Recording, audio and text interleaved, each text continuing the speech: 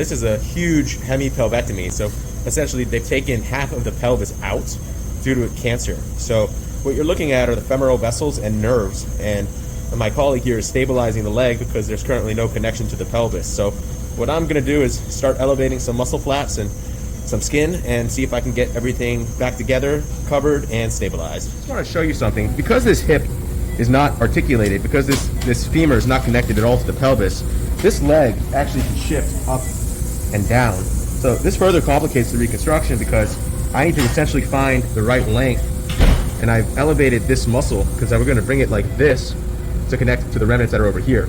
But as you can see, that really internally rotates the leg. So I think a part of the issue is that this leg length is not correct, and that's something that we're going to have to correct prior to this patient being able to ambulate. We've basically taken the gluteus muscle and we've connected it to the rectus fascia, and we've stabilized this leg. Now, this patient may still need another flap. They may need a flap from the rectus, which we would bring the abdominal muscle over to add additional support to this leg, because as you saw previously, there's no bony connection. But right now, we're still waiting for margins from the initial tumor resection. So we've done enough to at least get us closed for today.